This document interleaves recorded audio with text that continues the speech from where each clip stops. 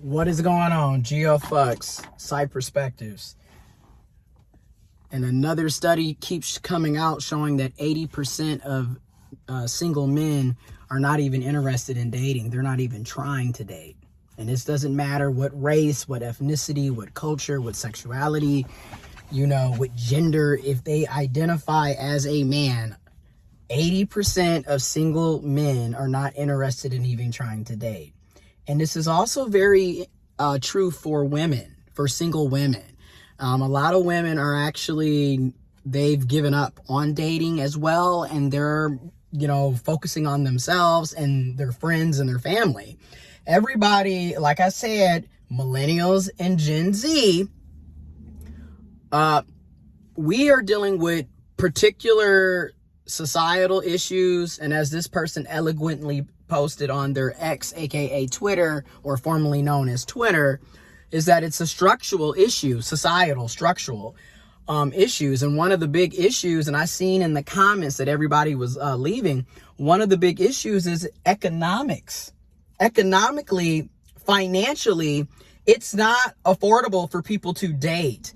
And we live in capitalism. We live in a capitalist society, economic structure.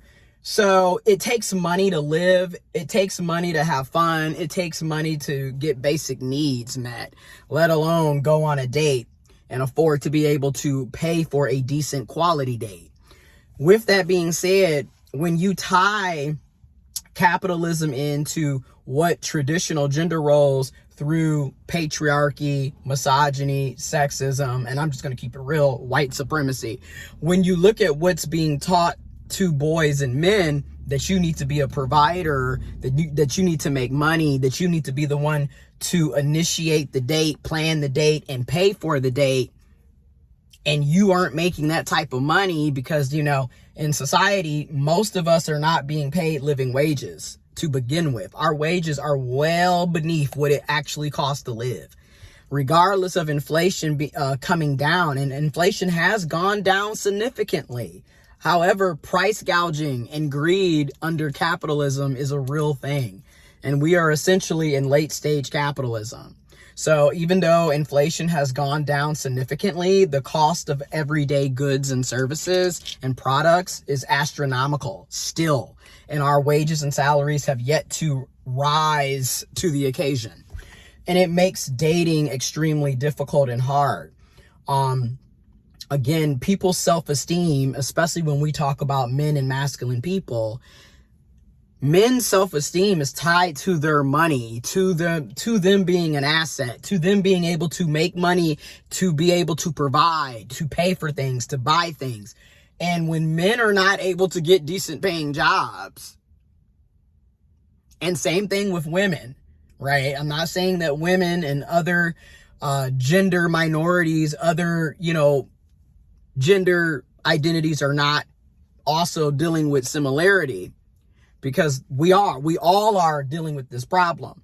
But it's just insane. Like, case in point, I went to the movies Tuesday. This was technically an impromptu date, and it ended up being a cute impromptu date. Like, I just randomly was like, would you like to get ice cream? And I know a lot of people are like, ice cream is that's for poor people. That's for broke people. Oh, that's low budget. Oh, blah, blah, blah. Again, social media also plays a role. Like, you literally sitting up telling people that we're broke and we're dusty and we're just trying to get over on you because we're going on an ice cream date. Meanwhile, do you see today's economy? Hell, even an ice cream date is going to be significantly more than what it was 5, 10, 15, 20 plus years ago. Like, shit. An ice cream date is going to run you at least $15 to $20 for ice cream, y'all. We're not even talking about getting, a gallon of ice cream. We talking about 2 scoops on a waffle cone. That's going to run you $15 to $20, depending on how many scoops you get and all of that. And we had a good time. And then from there, we decided to go to the movies. Okay, luckily on Tuesdays, there are movie deals. I think our tickets were like $7, and then you get a free small popcorn, or you get $2 off, or you get a $2 upcharge if you decide to get a large. So essentially you can get a large popcorn and a movie ticket on Tuesday for like $9 plus tax. So Tuesday you can go to the movies and hook it up. Now, if you get a drink, you're looking at another $11, $12, $13. But you get the point. Now, just think if you went on a non-Tuesday. I've done that before. I've gone on Fridays and Saturdays. And let me tell you, you could spend $50 on the movies. And all you did was buy 2 tickets and get a popcorn and maybe a drink. We didn't include candy and if the other person wanted a drink. And keep in mind, a lot of us aren't just doing the movies. Y'all want to go out to eat. Y'all want to do things before and after, which is why we're looking at what's more affordable. And then 2, I'm just going to call a thing a thing. When you're first getting to know a person, in my humble opinion, it doesn't make sense to be spending a bunch of money on somebody you don't know. Call me red pill, call me pink pill, call me cheap, call me broke, call me dusty. I don't care. Why do y'all think people are supposed to come out of pocket spending hundreds and thousands of dollars on y'all on a first date? And I don't care what your gender is, because sexuality wise, it's the same situation in the LGBTQ plus queer community. Rainbow Mafia gang. It's the same problem, same issues that cisgender heterosexual people are dealing with as well. Again, this is a problem. Economic wise, financially wise, we're not making enough money. People do not feel good about themselves when they're not making. I'll be the first, speaking from a personal standpoint, perspective. I do not feel good when I do not have money. I do not feel good when my bank account is running low, or I'm, pinching pennies to stretch it. Hence why I work multiple jobs, side hustles, contract work, part-time. I'm doing any and every little thing I can to have multiple streams of revenue, because I have to take care of myself. I have to make sure my mom and granny are good. I have other, my god kids, other people that I care about, and other things that I'm trying to pay off and I'm trying to get fixed and things of that nature, where I have to work nonstop. I do not feel comfortable being broke. And a lot of people have given up. Like the energy, like I said, the energy and time, money, and resources that goes into trying to get to know people and date, it's very draining emotionally, physically, financially, mentally. It's emotionally draining as well. It's just draining.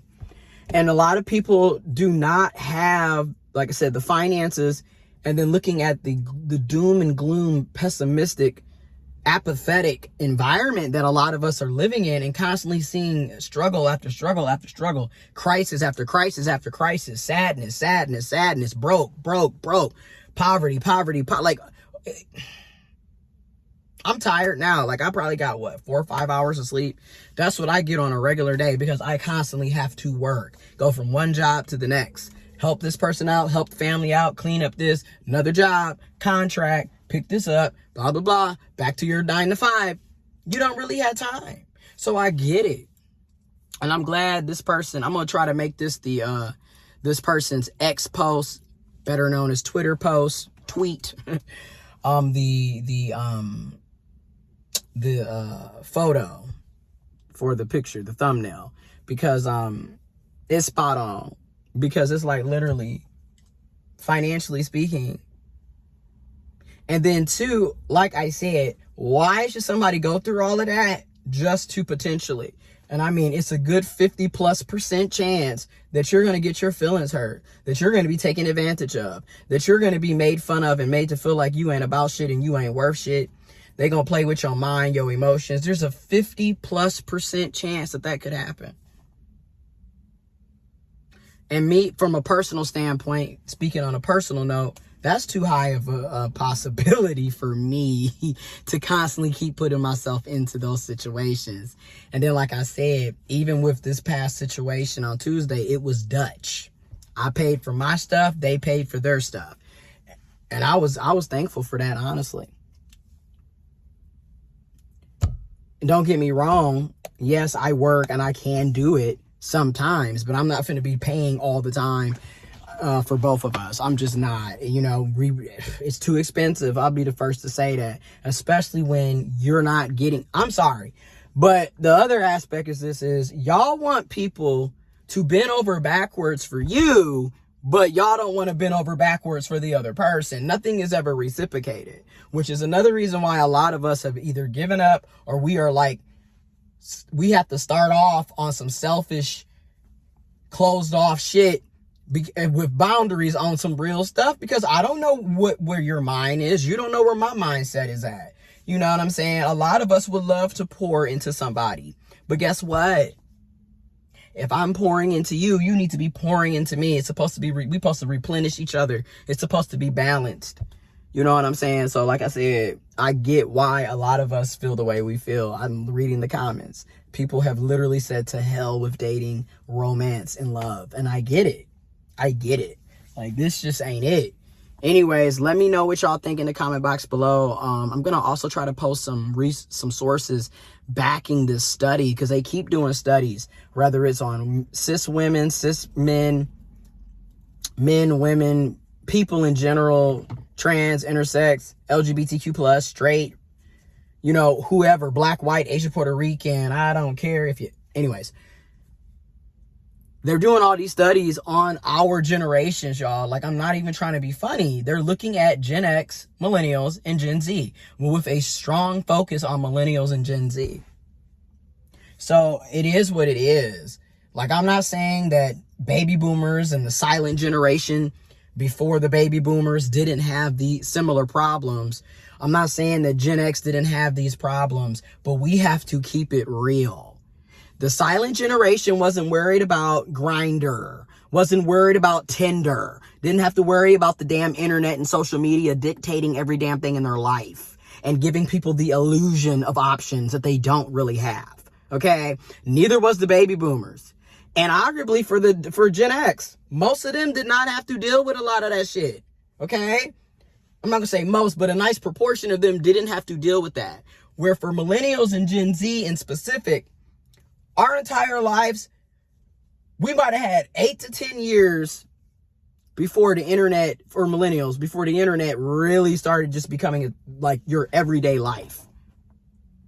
Maybe 12 to 13, 14, depending on where it's at. For me, I can honestly say about 14, 15 years before it became in every part of day of my life.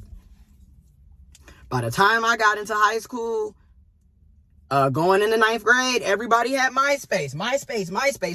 So again, we are literally oversaturated with social media, with the internet, with apps, and then also in comparison to other generations, and I'm going to say Gen X, millennials, Gen Z, baby boomers by far are literally kind of one of the only generations as of recent that have had a healthier, robust economy. And granted, it wasn't, across the board for every demographic, every group, every identity. I know that. I'm not trying to sugarcoat and make it seem like everything was just rosy and hunky-dory for the baby boomer, because it wasn't. And at the same time, collectively, they had a better economy. Okay? And again, when people have money in a capitalist society, they tend to feel better about themselves. I mean, shit, 80% of the problems I have, if not even more than 80%, if I had more money, I wouldn't have those problems. I'm just keeping it real, because we live in a capitalist society. This is a capitalist, economic, social, political structure. So you need money to do every little thing.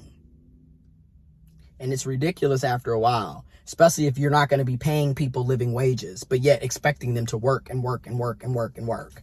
But anyways, let me know what y'all think in the comment box below. I'm definitely going to be doing more videos where I talk about this, because like literally more and more people are talking about it.